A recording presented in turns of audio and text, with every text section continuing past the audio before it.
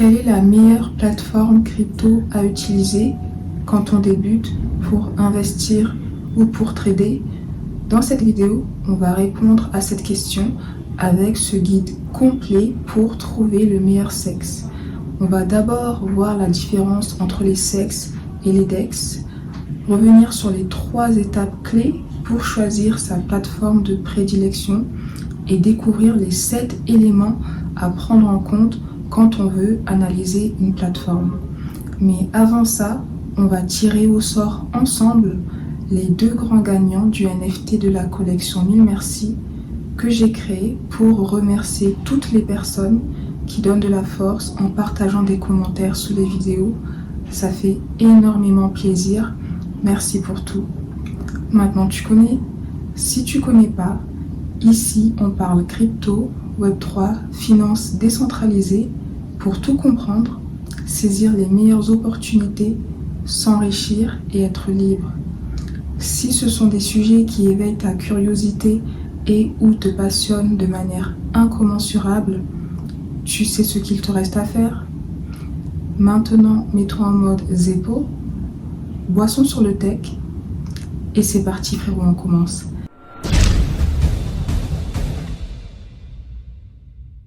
Mais avant ça, petit instant pub. Actuellement, je suis au Cameroun et du 23 au 24 août, on organise un événement à Douala, Blockchain in Boa, à Java Space. Si tu es dans les parages, j'espère que tu seras présent et n'hésite pas à partager l'information à toutes les personnes qui seront au Cameroun pendant cette période. Encore une fois, on a tenté d'inviter la crème de la crème des acteurs de la blockchain au Cameroun pour un événement d'anthologie. Le programme détaillé est disponible via le lien en description. L'entrée est gratuite, donc on vous attend nombreux. Fin de la parenthèse, nous pouvons continuer. Commençons donc avec les différences principales entre les et les. Donc, d'un côté, nous avons les CEX pour Centralized Exchange, plateforme d'échange centralisée. Comme son nom l'indique, elle dépend d'une entité centralisée et est donc contrôlée par cette entité, cette entreprise. De l'autre côté, nous avons les DEX pour Decentralized Exchange, plateforme d'échange décentralisée, et comme son nom l'indique, elle est décentralisée, donc elle n'est pas contrôlée par une entité centrale. Après, on a la vérification d'identité. Généralement, les plateformes centralisées demandent à leurs utilisateurs de vérifier leur identité à travers une étape qu'on appelle le KYC pour Know Your Customer. Ça peut aller de la simple vérification de la carte d'identité à la vérification de justificatifs de domicile, fiches d'imposition. Alors, toutes les plateformes centralisées ne demandent pas de vérification d'identité, mais on remarque qu'à mesure que ces plateformes grossissent, elles tendent à imposer le KYC et elles tendent même à demander de plus en plus d'informations de la part de leurs utilisateurs. De l'autre côté, nous avons les DEX et de par leur décentralisation, ils ne demandent pas de KYC à leurs utilisateurs. Même si on a vu qu'il y a certaines organisations qui souhaiteraient KYCiser les DEX. Dans tous les cas, si un DEX se KYCise, à mes yeux, il perd sa notion de décentralisation. Maintenant, l'autre élément concerne la régulation. Comme les plateformes centralisées dépendent d'une entité centrale, elles sont créées par une entreprise, elles sont soumises à la régulation. De l'autre côté, les DEX, encore une fois, de par leur décentralisation, sont moins soumises à la régulation, même si, encore une fois, on a déjà vu des volontés de faire réguler les DEX. Donc, l'avenir nous dira si les DEX seront régulés ou pas et dans quelle mesure. L'autre point, qui est le point le plus important, concerne la propriété de ces fonds. Quand on place ces fonds sur une plateforme centralisée, les fonds ne nous appartiennent plus vraiment et on confie en fait la gestion et la sécurisation des fonds à la plateforme. De l'autre côté, quand on s'inscrit dans un écosystème décentralisé et qu'on a un portefeuille dans cet écosystème, on a l'entière possession de ces fonds. Les fonds nous appartiennent. Et on peut le voir à travers la clé privée, qui est une suite de 12 ou 24 mots, qui est l'accès à nos fonds. Si on perd cette clé privée, on perd l'accès à nos fonds. Et si une personne s'empare de cette clé privée, elle peut s'emparer de l'intégralité de nos fonds. Alors, dit comme ça peut faire peur, et a raison. Parce qu'encore une fois, qui dit propriété dit responsabilité. En ce qui me concerne, je suis vraiment une fervente défenseuse de la décentralisation et du fait d'être propriétaire de ces fonds, mais ça peut aussi venir avec ses inconvénients. De l'autre côté, quand on a ces fonds sur une plateforme centralisée, si celle-ci a des garanties et des assurances pour nous protéger contre des éventuels hacks, on peut peut-être se sentir plus rassuré, ou du moins quand on débute. C'est pour ça que même si moi, la première, j'ai tendance à dire qu'il faut absolument avoir le contrôle de ces fonds, il faut absolument les avoir sur un système décentralisé. Je peux comprendre que dans certains contextes, commencer par une plateforme centralisée, ça peut être plus rassurant, surtout si ces personnes n'ont pas forcément la volonté d'être le propriétaire de ces fonds.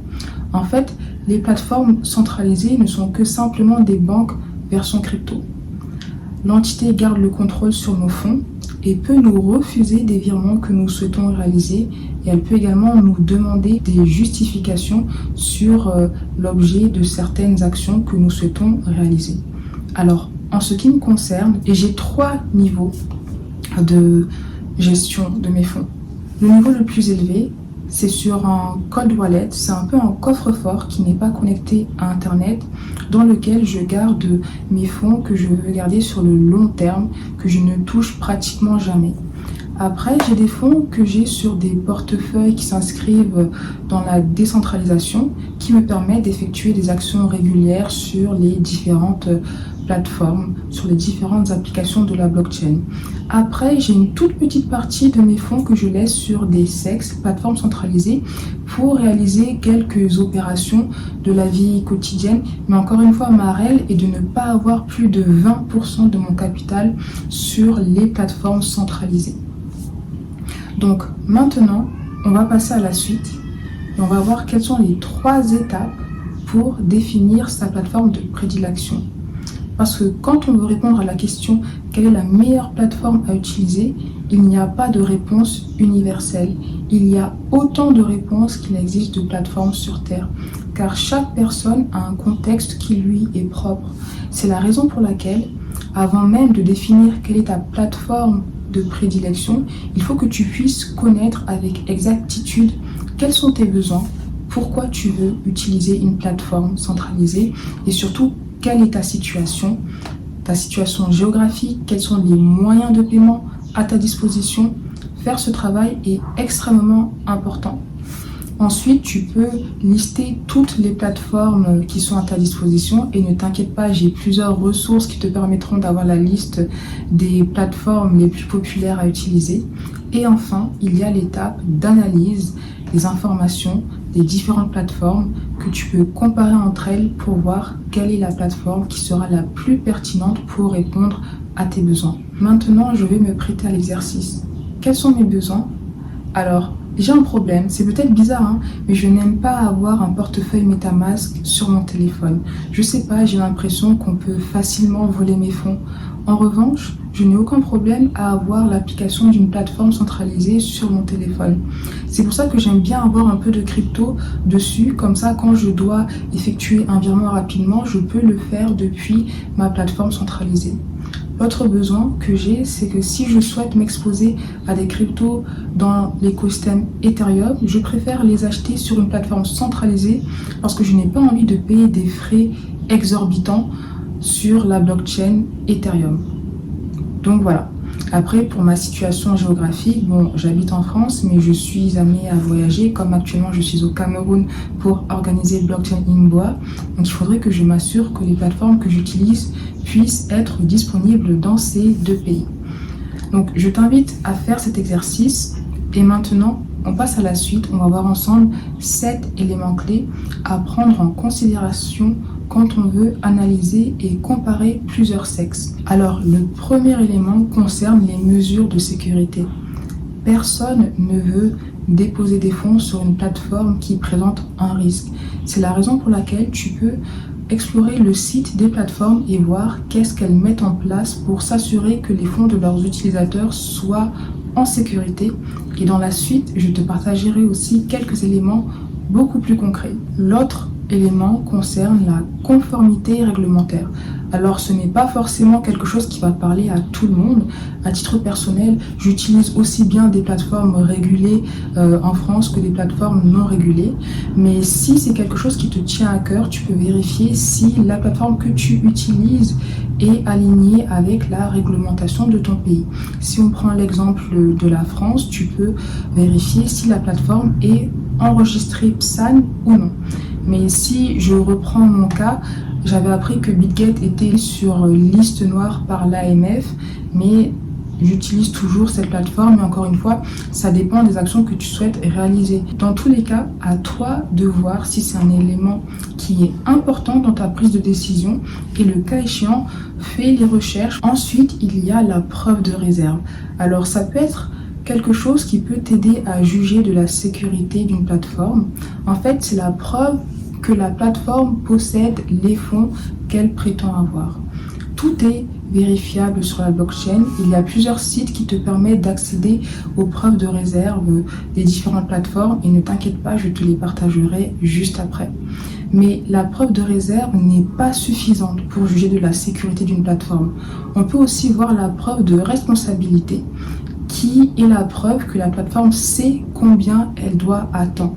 Donc pour faire simple, la preuve de réserve, c'est Binance qui dit « j'ai 10 milliards de dollars dans mes réserves », regardez. Et la preuve de responsabilité, c'est Binance qui dit « alors je sais que je dois 1000 dollars à telle personne, 25 000 dollars à telle personne, etc. » Et quand on ajoute ces deux preuves, preuve de réserve et preuve de responsabilité, on a ce qu'on appelle la preuve de solvabilité. Mais encore une fois, selon moi, ce n'est pas suffisant parce que quand bien même la blockchain se caractérise par sa transparence et sa vérifiabilité, quand bien même on peut avoir accès aux preuves de réserve, on ne sait pas si les plateformes ont contracté des prêts dans la finance traditionnelle. Donc une plateforme peut bien avoir 10 milliards sur son compte, mais avoir des dettes qui s'élèvent à 170 milliards par exemple. C'est pour ça que toutes les informations que tu reçois sont quand même à prendre avec des pincettes.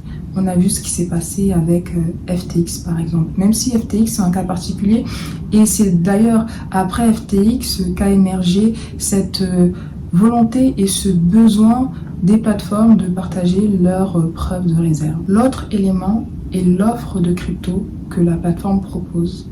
En fonction de tes besoins et des cryptos que tu souhaites acheter, toutes les plateformes ne sauront répondre à tes besoins. Si tu souhaites te concentrer sur les grosses cryptos comme le BNB, l'Ether, le Bitcoin, une plateforme comme Binance pourra faire l'affaire. En revanche, si tu veux t'aventurer sur des cryptos qui ont des capitalisations de marché assez faibles, tu vas privilégier d'autres plateformes qui ne seront peut-être pas réglementées, mais qui auront l'avantage d'avoir les cryptos que tu souhaites acheter. L'autre élément très important, c'est les frais. Les plateformes se rémunèrent sur les frais qu'elles pratiquent et en fonction des actions que tu souhaites réaliser, des plateformes seront beaucoup plus intéressantes à utiliser. Donc je voulais te partager quelques types de frais qu'une plateforme peut pratiquer. On a déjà les frais de trading, donc ce sont les frais que la plateforme prend quand tu achètes ou vends des cryptos. On a ce qu'on appelle les maker fees, c'est quand tu veux placer des ordres limites. Je vais t'expliquer cela avec un exemple très simple. Imaginons que tu souhaites acheter 100 dollars de Bitcoin. Actuellement, le Bitcoin est à 65 000. Tu trouves que c'est un prix assez élevé. Tu es prêt à acheter du Bitcoin uniquement si son prix descend à 60 000. Ce que tu pourras faire, c'est fournir de la liquidité à la plateforme et lui dire « Regarde, tiens mes 100 dollars, je veux que tu achètes du Bitcoin uniquement si son prix descend à 60 000. » Et en faisant cette action de fournir de la liquidité pour placer un ordre limite, la plateforme pourra te facturer quelques frais. Après, on a ce qu'on appelle les takers fees. Si tu as placé un ordre limite et celui-ci s'active, en l'occurrence, si le Bitcoin descend à 60 000, ton ordre limite va être déclenché. Là aussi, la plateforme pourra te prendre quelques frais. Après, on a les frais de dépôt quand tu déposes des cryptos sur la plateforme. On a aussi les frais de retrait quand tu veux retirer des fonds de la plateforme. On a aussi les frais de compte. Alors, j'en ai jamais vu, mais ce seraient des frais qu'une plateforme pourrait pratiquer pour la maintenance. Donc, ils pourraient être payés mensuellement ou annuellement. Après cela, on a aussi les frais pour tout ce qui est margin trading. Alors ça va parler aux traders. C'est quand tu veux trader avec levier, emprunter de l'argent que tu n'as pas pour trader. Il y a aussi d'autres frais. Par exemple, il y a quelques temps, Binance avait introduit le prêt et l'emprunt sur sa plateforme, que j'avais d'ailleurs testé. Et en faisant ça, là aussi, tu devras payer quelques frais. Donc, en fonction de ce que tu souhaites faire, tu peux voir quelles sont les offres les plus avantageuses que les plateformes proposent. D'ailleurs, celles-ci en jouent, car parfois, elles ont des opérations pour attirer une cible particulière. Par exemple, Binance avait fait une opération au moment où elle proposait 0 frais de trading sur le Bitcoin. Donc, pour une personne qui tradait le Bitcoin sur, je sais pas, KuCoin et qui voit que Binance a 0 frais, ça pourrait être très pertinent pour elle d'utiliser Binance. Donc, en fonction de ce que tu souhaites faire, une plateforme sera beaucoup plus adaptée à tes besoins qu'une autre. Maintenant, passons à la suite. L'autre élément, c'est la liquidité et le volume. Plus ceux-ci sont élevés, plus ça peut être un signe que la plateforme est en bonne santé parce qu'elle connaît une forte activité.